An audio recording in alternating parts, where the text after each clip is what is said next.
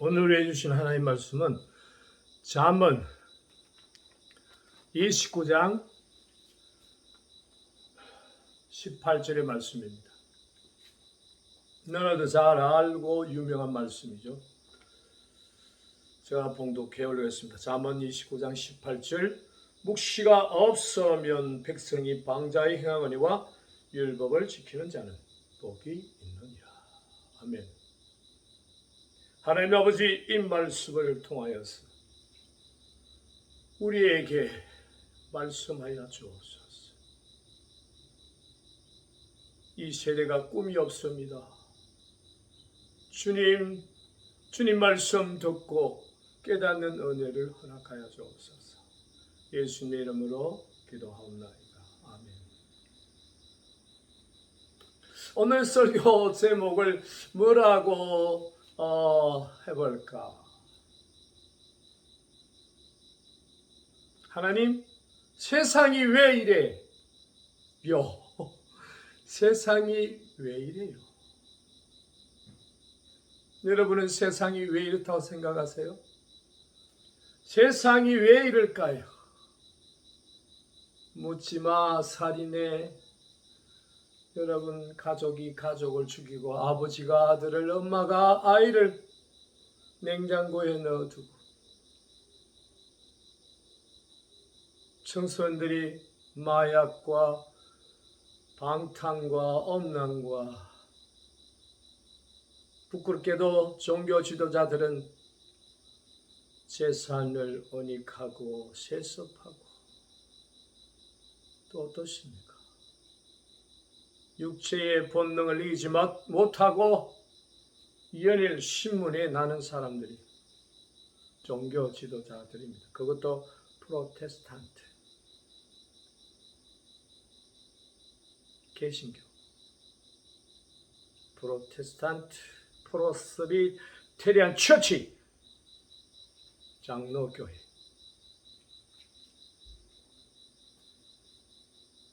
참 제가 목사지만 부끄러울 때가 많습니다.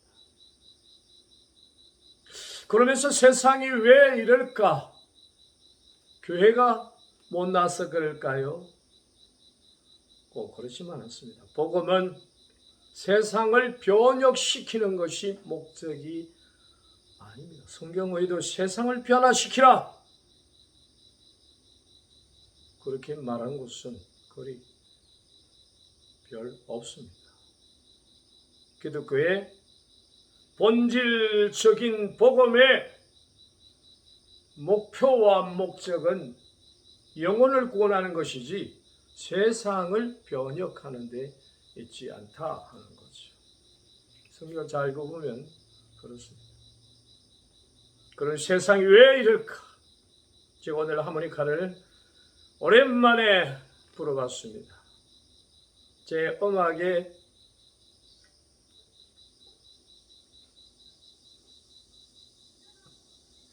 시작은 하모니카입니다. 중2학년 때 오늘날 지금쯤이었을까요?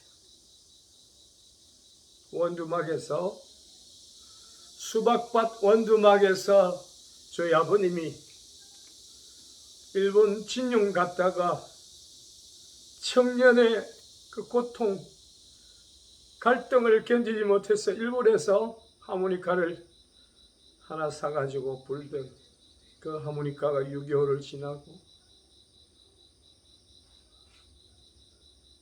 모던 시대를 지나고 포스트 모던 시대 이래까지 제 나이가 65세니까 여러분 중학교 2학년 때, 중학교 2학년 때 국민학교 한 6학년 때인가 그날 아버지가 원두막에서 얼마나 낭만적이고 수박밭 원두막에서 수박도 같이 심었죠. 아버지가 얘들아 줄을 잡아라. 줄을 튕겨서 수박무를 심고 그것도 노란 수박, 일본에서 씨앗을 얻어다가 노란 수박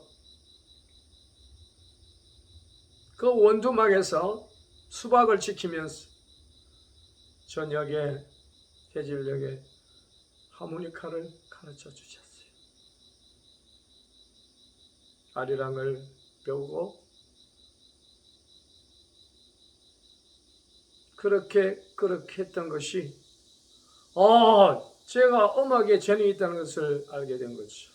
그래서 음대를 가고 음악 선생이 되고 찬양 사역자가 되고 또 현재는 부족하지만 주의 종이 되었습니다.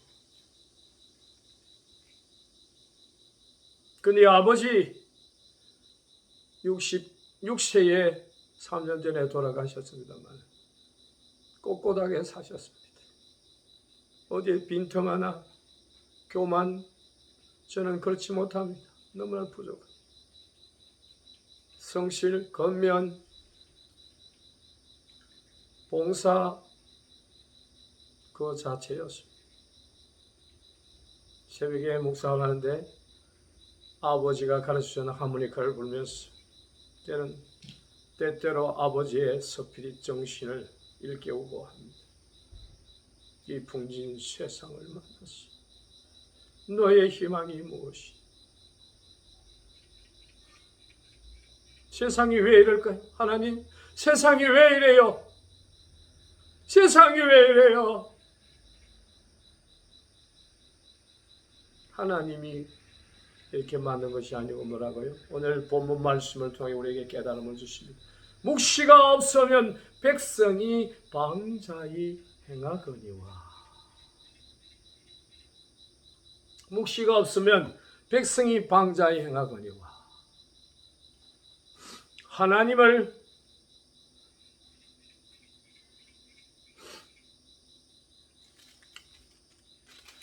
묵시가 없으면 백성이 방자히 행하니와.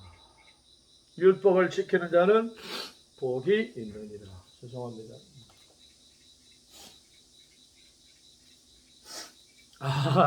아버지 생각이 났어요.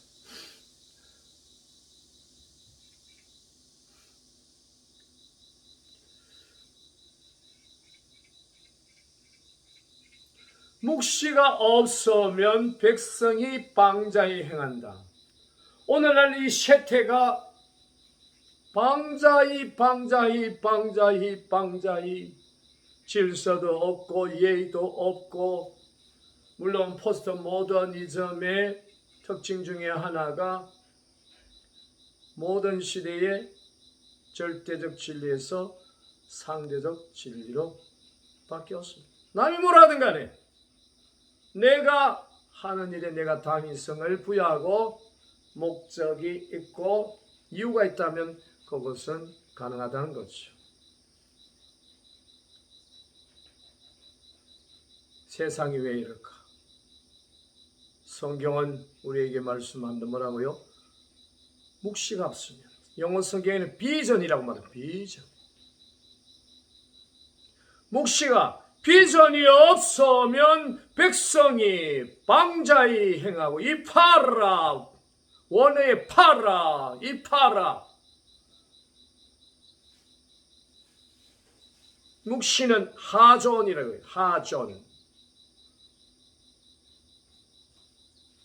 방자히는 파라 이 파라고. 묵시가 없으면, 비전이 없으면, 꿈이 없으면, 목적이 없으면, 살아갈 이유가 없으면, 비전이 없으면 백성이 방자히 한다. 방자히 한다는 말 아시죠, 여러분? 막 사는 거예요. 그죠? 아무나 죽이기도 하고, 네? 집단 테러를 하고, 광란을 벌이다가 그냥 한꺼번에 불이 나서 죽기도 하고. 근데 이 파라는 단어의 원어의 해석을 하면 이런 말입니다. 망하되 쫄딱 망한다. 쫄딱 망한다. 하존. 묵시, 비전이 없으면 백성이 방자히 한다. 쫄딱 망한다. 막 행한다. 무질서하다, 예의도 없다, 그런 뜻이에요. 그럼 여러분, 비전이 뭘까요? 비전은 미션, 사명이기도 합니다. 모든 사람은 이 땅에 태어날 때에 하나님이 이 땅에 보낸 이유가 있다는 거죠. 비전은 뭘까요? 나를 향한 하나님의 계획과 나를 향한 하나님의 뜻입니다. 다시 말해서 나를 통하여 하시고자 하는 하나님의 계획과 나를 향한 하나님의 뜻이 비전이다 하는 거죠.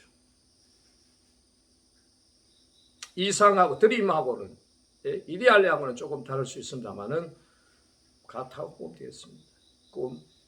꿈은 내가 설정하지만 비전은 하나님이 내게 주신 사명입니다. 미션입니다. 나를 향한 하나님의 의도와 내 삶의 목적이 되는 거죠. 비전이 있는 사람은 살아갈 목적을 알고 있습니다. 그걸 몰라서 많은 사람들이 평생을 방황합니다. 이스라엘 백성들은 결국에 그 비전을 찾지 못하고 40년간 광야에서 유리하다가 죽지 않았습니다. 오늘도 마찬가지입니다. 날 이 세상에 보내신 하나님의 의도와 계획과 뜻과 목적을 모르면 인생을 허비하다가 살다가 죽게 됩니다. 그만 죽으면 좋은데 남에게 해를 끼치고, 대통령이 비전이 없으면 나라가 통째로 망합니다. 선생이 비전이 없으면 학생들을 엉뚱대로 끌고 갑니다. 목사가 사명감이 없으면 양들을 잡아먹습니다. 학생이 비전이 없으면 방탕하고 공부하지 않습니다. 그러나 비전을 발견합니다. 비전이 뭐라고요? 나를 통하여 이루시고자 하는 하나님의 계획과 나를 향한 하나님의 뜻. 그 비전을 발견한 사람은 살아갈 이유가 있습니다. 살아갈 방향을 설정하게 됩니다. 존재의 가치를 알고 무엇을 위해 살아가야 할지 목표가 있는 사람은 공부합니다. 사명을 발견한 사람은 목숨을 걸고 그 사명을 감당하는 거예요. 저는 육신, 발이 모든 인생보다 더 중요한 것은, 목숨보다 귀한 것은 바로 나를 향한 하나님의 뜻, 나를 부르시고 콜링하시고 나를 보내신 그 하나님의 의도, 나를 향한 미션, 그 사명이 목숨보다 귀하다 여깁니다.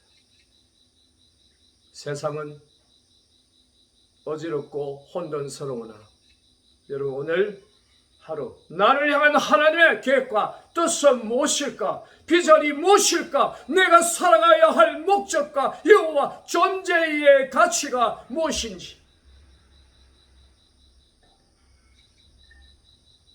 오늘 묵상하는 하루 되기를 성령 하나님께서 오늘 잠언을 통하여 우리에게 요구하십니다.